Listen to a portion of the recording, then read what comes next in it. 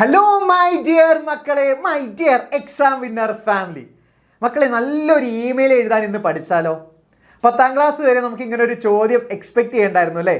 അങ്ങനെ ഒരു ചോദ്യം വരാനുള്ള ചാൻസ് വളരെ കുറവായിരുന്നു. പക്ഷേ ഇപ്പം നമ്മൾ +1 ആണ്. അപ്പോൾ ഉറപ്പായിട്ടും ചോദിക്കാൻ എക്സ്പെക്ട് ചെയ്യാവുന്ന ഒരു ക്വസ്റ്റ്യൻ കൂടിയാണ് ഏത് ഇമെയിൽ റൈറ്റിംഗ് എന്നുള്ളത്. അപ്പം നല്ലൊരു ഇമെയിൽ എങ്ങനെ എഴുതണം, എന്തൊക്കെ കാര്യങ്ങൾ നമ്മൾ എഴുതുമ്പം ഫോളോ ചെയ്യണം എന്നുള്ളതൊക്കെ സാർ ഈ വീഡിയോയിൽ നിന്ന് മുഴുവനായിട്ട് പറയാൻ പോവാണ്. അതുകൊണ്ട് വീഡിയോ മുഴുവൻ ഇരുന്ന് കാണുക, സ്കിപ്പ് ചെയ്യരുത്. അതുപോലെ കൂട്ടുകാർക്കും ഷെയർ ചെയ്യും, നമുക്ക് എല്ലാവർക്കും ഒരുമിച്ചിരുന്ന് പഠിക്കാം.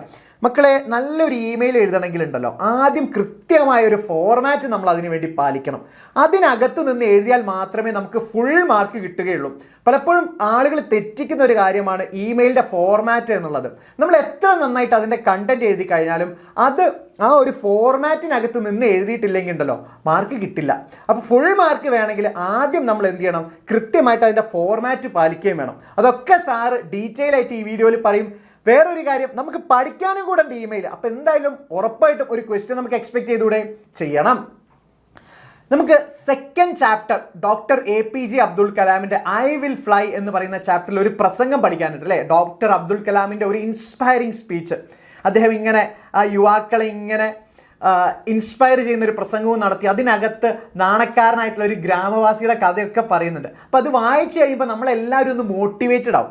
സ്വാഭാവികമായിട്ടും ഞാനും മോട്ടിവേറ്റഡായി, നിങ്ങളും മോട്ടിവേറ്റഡ് ആയിരിക്കും.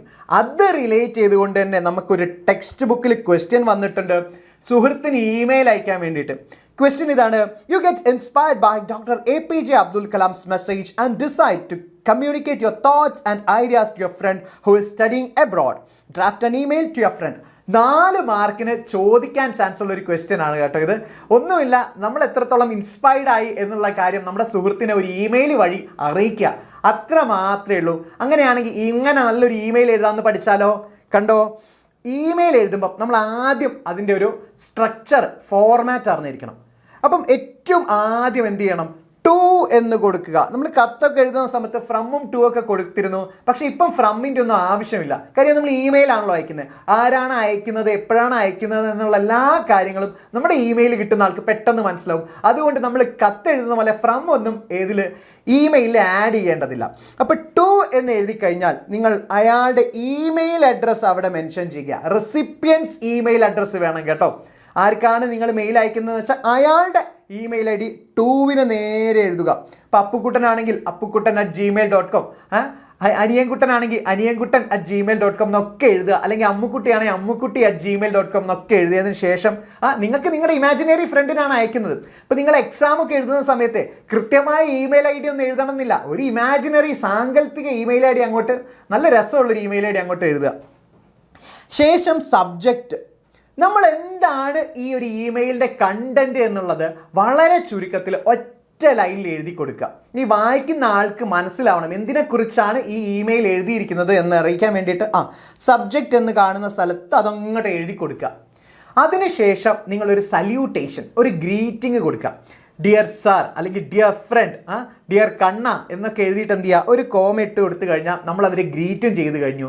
ഇനി നമുക്ക് നമ്മുടെ ബോഡി പാർട്ടിലേക്ക് നേരിട്ട് കടക്കാം. അപ്പോൾ ആദ്യം തന്നെ നമ്മൾ കത്ത് എഴുതുന്ന പോലെ തന്നെ എഴുതിയാൽ മതി. കണ്ടൻറ്റൊക്കെ നമ്മളെ കത്തിനുള്ളത് പോലെ തന്നെ, അതിലൊന്നും ഒരു പിശുക്കും കാണിക്കണ്ട. നിങ്ങളുടെ സ്നേഹവും ഇഷ്ടവും ഒക്കെ അതിലറിയിക്കണം. അപ്പോൾ ആദ്യം ഇങ്ങനെയായിരിക്കും: I hope you are doing well, how are you എന്നൊക്കെ ചോദിച്ചിട്ട് നമ്മൾ തുടങ്ങുമല്ലോ. I hope you are doing better, I hope you are recovering from your illness എന്നൊക്കെ പറഞ്ഞുകൊണ്ട് നമുക്ക് എന്ത് ചെയ്യാം, നമുക്ക് നല്ലൊരു ഇൻട്രൊഡക്ഷൻ കൊടുക്കാം. പിന്നെ നമുക്ക് എന്താണോ പറയാനുള്ള കാര്യങ്ങൾ, നമ്മളുടെ സ്നേഹം പങ്കുവയ്ക്കാം. നമ്മളുടെ കുന്നായ്മകളും സങ്കടങ്ങളും പരിഭവങ്ങളും ഒക്കെ നമ്മുടെ മെയിൻ ബോഡി പാർട്ടിൽ നമുക്ക് എന്ത് ചെയ്യാം, ആഡ് ചെയ്യാം. മെയിൻ ബോഡി പാർട്ടിൽ നമുക്ക് പറയേണ്ട കാര്യങ്ങൾ മാത്രം ആഡ് ചെയ്യാം. പിന്നെ ഒരു കൺക്ലൂഷനൊക്കെ ആവുന്ന സമയത്ത് നമുക്കത് വൈൻഡപ്പ് ചെയ്യണമെങ്കിൽ എങ്ങനെ വൈൻഡപ്പ് ചെയ്യാം, നിങ്ങൾ convey our regards to all, അല്ലെങ്കിൽ I hope email from you back എന്നൊക്കെ നമുക്ക് വളരെ സിമ്പിളായിട്ട് ഒരു കൺക്ലൂഷനോടെ കൊടുത്തതിന് ശേഷം ക്ലോസിങ് എന്ന കാര്യം കൂടെ നമ്മൾ എന്ത് ചെയ്യണം, ആഡ് ചെയ്യണം. അത് ഇത്രയേ ഉള്ളൂ. യുവേഴ്സ് ലവിങ്ലി എന്നോ അല്ലെങ്കിൽ യുവേഴ്സ് ട്രൂലി എന്നോ യുവേഴ്സ് സിൻസിയർലി എന്നൊക്കെ ആഡ് ചെയ്തിട്ട് നിങ്ങളുടെ പേരും കൂടെ കൊടുത്തു കഴിഞ്ഞാണ്ടല്ലോ നമ്മുടെ ഇമെയിലിൻ്റെ ഫോർമാറ്റ് കംപ്ലീറ്റ്ലി നമ്മൾ പാലിച്ചുകൊണ്ട് എഴുതിയിരിക്കുന്നു. ഓക്കെ, ഈ ഒരു കാര്യത്തിൽ നിങ്ങൾക്ക് ഇനി ഒരു ഡൗട്ട് ഉണ്ടാവില്ല. അത്രയും ഡീറ്റെയിൽഡ് ആയിട്ട് സാറ് പറഞ്ഞു തന്നിട്ടുണ്ട്.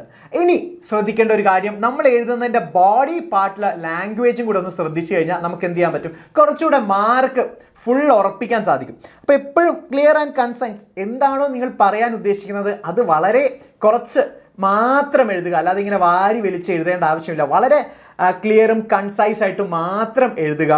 Use polite and appropriate language. കുറച്ച് അനുകമ്പയും സ്നേഹവും ഒക്കെ ഉള്ള ഭാഷ ഉപയോഗിക്കും നിങ്ങൾ ഇമെയിൽ എഴുതുന്ന സമയത്ത്. അല്ലാതെ ഇങ്ങനെ ഭയങ്കര ഫോർമലായിട്ടൊന്നും നിങ്ങളുടെ സുഹൃത്തിന് ഇമെയിലൊന്നും അയക്കേണ്ട ആവശ്യമില്ല. ഓക്കെ, പിന്നെ അപ്രോപ്രിയേറ്റ് ലാംഗ്വേജ്, എന്താണോ നമുക്ക് കൺവേ ചെയ്യാനുള്ള ഫീലിങ്സ് അതെല്ലാം ആഡ് ചെയ്യുന്ന ഒരു ലാംഗ്വേജ് ആയിരിക്കണം. ഇതിപ്പോൾ നമ്മൾ ഡിസ്കസ് ചെയ്യുന്നത് ഇൻഫോർമൽ ഇമെയിൽ ആണ് കേട്ടോ. നമ്മുടെ ടെക്സ്റ്റ് ബുക്കിലുള്ള ക്വസ്റ്റ്യൻ്റെ ഒരു ആൻസർ ആയിട്ടാണ് സാർ എഴുതുന്നത്. Use paragraph properly. ആദ്യം ഇൻട്രൊഡക്ഷൻ, പിന്നെ ബോഡി പാർട്ട്, പിന്നെ ഒരു കൺക്ലൂഷൻ എന്നുള്ള ആ ഒരു സാധനം ഉണ്ടല്ലോ, അത് കൃത്യമായ രീതിയിൽ നിങ്ങൾ ഫോളോ ചെയ്യുക. Stay relevant to the topic or question asked. ചോദിച്ച ചോദ്യത്തിന് മാത്രം ഉത്തരം എഴുതുക, അല്ലാതെ ലോക കാര്യങ്ങൾ മുഴുവൻ ഒന്നും കൊണ്ടുവന്ന് നമ്മൾ എഴുതേണ്ടതില്ല. ഇപ്പം നമ്മൾ ഇൻസ്പയർഡ് ആയിട്ടുള്ള ഒരു മെസ്സേജ് ആണല്ലോ നമ്മുടെ ഫ്രണ്ടിന് അയക്കുന്നത്. ഡോക്ടർ കലാമിൻ്റെ പ്രസംഗം കേട്ടിട്ട് ഉത്തേജിതരായിട്ടുള്ള നമ്മൾ നമ്മുടെ സുഹൃത്തിന് മെയിൽ അയക്കുകയാണ്. സോ അത്തരത്തിലുള്ള കാര്യങ്ങൾ മാത്രമേ നമ്മൾ ആഡ് ചെയ്യേണ്ടതുള്ളൂ, അല്ലാതെ ഡോക്ടർ അബ്ദുൽ കലാമിൻ്റെ ബയോഗ്രാഫി ഒന്നും നമ്മൾ അതിൽ വിവരിച്ച് എഴുതേണ്ടതില്ല. ക്ലിയർ ആണോ മക്കളെ? അങ്ങനെയാണെങ്കിൽ ഈ ക്വസ്റ്റ്യന് നമുക്ക് ഒന്ന് എഴുതി നോക്കിയാലോ. 4 മാർക്ക് വരെ കിട്ടാവുന്ന ഈ ഒരു ചോദ്യം എഴുതി കഴിഞ്ഞാൽ അത് ഇങ്ങനെ ഉണ്ടാവും. മക്കൾ ശ്രദ്ധിക്കേണ്ട കാര്യം എന്താണെന്ന് അറിയോ, നമ്മൾ അതിൻ്റെ കൃത്യമായ ഫോർമാറ്റ് പാലിച്ചിട്ടുണ്ടോ എന്ന് നോക്കുക. പിന്നെ നമ്മുടെ ലാംഗ്വേജും എങ്ങനെയുള്ളതാണെന്ന് മാത്രം നോക്കുക. അങ്ങനെയാണെങ്കിൽ സാർ ഇത് എഴുതിയിട്ടുള്ള ഈ ഒരു ആൻസർ ഒന്ന് ഡിസ്കസ് ചെയ്ത് തരാം. നോക്കിക്കോ, ആദ്യം തന്നെ 2 എന്ന് പറഞ്ഞിട്ട് നമ്മൾ ഒരു ഇമെയിൽ ID ആഡ് ചെയ്തു. xyz@gmail.com. ചുമ്മാ എൻ്റെ ഒരു ഫ്രണ്ടിന് പേരൊന്നും ഇട്ടില്ല, ഞാൻ അങ്ങനെ ഒരു ഇമെയിൽ ID ഇട്ട് കൊടുത്തു, xyz@gmail.com. പിന്നെ സബ്ജക്റ്റ് എന്താണ് നമുക്ക് പറയാനുള്ളതെന്നുണ്ടല്ലോ, അതൊന്ന് ഒറ്റ വരിയിൽ എഴുതി കൊടുത്തു. Motivated by doctor APJ Abdul Kalam's inspiring words. Okay, ഇനി ഒരു ചെറിയ ഗ്രീറ്റിംഗ്. എന്താണ്? Dear friend. നിങ്ങൾക്കാണെങ്കിൽ ഡിയർ കണ്ണ, ഡിയർ അപ്പു എന്നൊക്കെ പറഞ്ഞുകൊണ്ട് സ്റ്റാർട്ട് ചെയ്യാം. ഓക്കെ, എന്നിട്ട് I hope you are doing well and enjoying your studies abroad. നിനക്ക് സുഖമാണെന്ന് വിശ്വസിക്കുന്നു, നീ നിൻ്റെ വിദേശ ജീവിതം ആഘോഷിക്കുന്നുണ്ട് എന്നും ഞാൻ കരുതുന്നു. ഒരു ഫോർമൽ ഒരു introduction. Today I read a very inspiring message by Dr. APJ Abdul Kalam and wanted to share it with you. ഇന്ന് ഞാൻ ഡോക്ടർ APJ അബ്ദുൽ കലാമിൻ്റെ വളരെ ഇൻസ്പയറിംഗ് ആയിട്ടുള്ള ഒരു മെസ്സേജ് വായിച്ചു, എനിക്കത് നിന്നോട് പങ്കുവെക്കണം. He spoke about how young people have always helped shape the future. അദ്ദേഹം സംസാരിച്ചത് യുവാക്കൾ എങ്ങനെയാണ് ഭാവിയെ രൂപകൽപ്പന ചെയ്യുന്നത് എന്നതിനെക്കുറിച്ചാണ്. And said we should never be afraid of what lies ahead. ഭാവിയെക്കുറിച്ച് ഓർത്ത് നമ്മൾ പേടിക്കേണ്ടതില്ല എന്നും അദ്ദേഹം കൂട്ടിച്ചേർത്തു. പേടിക്കേണ്ടതില്ലെന്നല്ല, പേടിക്കാൻ പാടില്ല എന്നാണ് കേട്ടോ പറയുന്നത്. He believes the mind of the youth is the most powerful thing in the world. അദ്ദേഹം വിശ്വസിക്കുന്നത് ലോകത്തെ ഏറ്റവും കരുത്തുള്ള കാര്യം എന്ന് പറയുന്നത് യുവാക്കളുടെ മനസ്സാണ് എന്നതാണ്. He told a story about a shy village boy who wanted to become a marine engineer but lacked confidence. ആത്മവിശ്വാസം കുറഞ്ഞ നാണക്കാരനായ ഒരു ഗ്രാമവാസിയായ ബാലൻ്റെ കഥ അദ്ദേഹം ഞങ്ങളോട് പറഞ്ഞു. ആ ബാലന് ഒരു മറൈൻ എഞ്ചിനീയർ ആകണം എന്നതാണ് അവൻ്റെ ആഗ്രഹം. The boy asked Dr. Kalam if he could achieve his dream. ആ ബാലൻ ഡോക്ടർ കലാമിനോട് ചോദിച്ചു അവൻ്റെ സ്വപ്നത്തിൽ എത്തിച്ചേരാൻ പറ്റുമോ എന്ന്. Dr. Kalam said it was one of the best questions he had ever heard. Doctor Abdul Kalam പറഞ്ഞ എന്താണെന്ന് അറിയാം, അദ്ദേഹം കേട്ടതിൽ വെച്ച് ഏറ്റവും നല്ല ഒരു ചോദ്യം ഇതാണ് എന്നതാണ്. He told the boy that everyone wants to be unique. അദ്ദേഹം ആ കുട്ടിയോട് പറഞ്ഞു ലോകത്തുള്ള എല്ലാവർക്കും അതുല്യരായി നിൽക്കണം, യുണീക്കായിട്ട് നിൽക്കണം എന്നതാണ് ആഗ്രഹം. But the world tries to make us like everyone else. പക്ഷേ ലോകം നമ്മളെ മറ്റൊരാളായി മാറ്റിയെടുക്കാനാണ്, നമ്മളെപ്പോലുള്ള വേറൊരാളെ സൃഷ്ടിക്കാൻ മാത്രമേ ലോകം ശ്രമിച്ചുകൊണ്ടിരിക്കുന്നുള്ളൂ. അല്ലാതെ നമ്മളായി ഇരിക്കാൻ ഈ ലോകം നമ്മളെ അനുവദിക്കുന്നില്ല. നമ്മൾ വേറൊരാളുടെ ഒരു കോപ്പിയായി ഇരിക്കാൻ മാത്രമേ ശ്രമിച്ചുകൊണ്ടിരിക്കുന്നുള്ളൂ. ലോകത്തുള്ള ആളുകളാണ് കേട്ടോ. We must keep trying and never give up until we become our true selves. നമ്മളായിരിക്കുന്നതിന് വേണ്ടിയുള്ള നിതാന്ത പരിശ്രമം നമ്മൾ നടത്തിക്കൊണ്ടേയിരിക്കണം, അവസാനമില്ലാത്ത ഒരു പോരാട്ടം. No matter where you come from, നിങ്ങൾ എവിടെ നിന്ന് വരുന്നു എന്നതൊരു വിഷയമല്ല.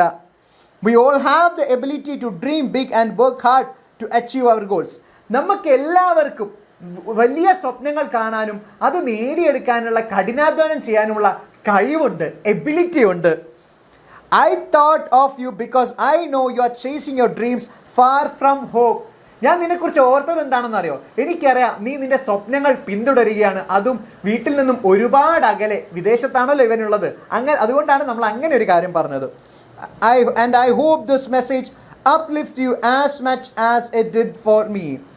ഞാൻ വിശ്വസിക്കുന്നു ഈ മെസ്സേജ് നിന്നെ ഉയർത്തിക്കൊണ്ടുവരുമെന്ന്. കാര്യം ഈ മെസ്സേജ് വായിച്ചപ്പോൾ ഞാൻ എങ്ങനെയാണ് ഉണർന്നത്, അതുപോലെ ഈ മെസ്സേജ് നിന്നെയും ഉയർത്തിക്കൊണ്ടുവരുമെന്ന് ഞാൻ വിശ്വസിക്കുന്നു എന്ന് പറഞ്ഞുകൊണ്ട് നമ്മൾ എന്താണ് കൺക്ലൂഷനിലേക്ക് കടക്കുകയാണ് കേട്ടോ. Let me know what you think. Take care and write soon. നീ എന്താണ് കരുതുന്നത് എന്നുള്ള കാര്യം എന്നോട് ഷെയർ ചെയ്യുക. അതുപോലെ തന്നെ take care and write soon. സുഖമായിരിക്കൂ, എനിക്ക് തിരിച്ചൊരു കത്തയക്കും എന്ന് പറഞ്ഞുകൊണ്ട് നമ്മൾ എൻഡും ചെയ്തു. ഇനി ക്ലോഷറിൻ്റെ ഭാഗം വളരെ സിമ്പിളായിട്ട് യുവർ ലവിങ്ലി എന്ന് എഴുതിയിട്ട് നിങ്ങളുടെ പേര് കൊടുക്കുക, അല്ലെങ്കിൽ യുവേഴ്സ് ട്രൂലി എന്ന് പറഞ്ഞുകൊണ്ട് നിങ്ങളുടെ പേര് എഴുതി കഴിഞ്ഞാൽ നമ്മുടെ ഇമെയിൽ അതിൻ്റെ എല്ലാ കാര്യങ്ങളും ഫോളോ ചെയ്തുകൊണ്ട് നന്നായിട്ട് എഴുതി തീർന്നിരിക്കുന്നു. ഫുൾ മാർക്ക് തന്നെ നമുക്ക് എക്സ്പെക്റ്റ് ചെയ്യാം. അതുകൊണ്ട് ഇനി മുതൽ എങ്ങനെ ഒരു ഇമെയിൽ എഴുതണം എന്നുള്ളൊരു കാര്യത്തിൽ നിങ്ങൾക്കൊരു സംശയം ഉണ്ടാകില്ല എന്ന് സാറ് വിശ്വസിക്കുകയാണ്. അത്രയും ഡീറ്റെയിൽഡ് ആയിട്ട് ഞാൻ പറഞ്ഞു തന്നു എന്ന് ഞാൻ വിശ്വസിക്കുന്നു, കരുതുന്നു. അതുകൊണ്ട് അടുത്ത ക്ലാസ്സിൽ ഇതിനേക്കാൾ കൂടുതൽ മാർക്ക് കിട്ടുന്ന ഒരു ടോപ്പിക്കായിട്ട് സാറ് വരും. അതുവരെ നമുക്കിടയിൽ ഒരു താൽക്കാലിക വിരാമം കാത്തിരിക്കാം. ബൈ.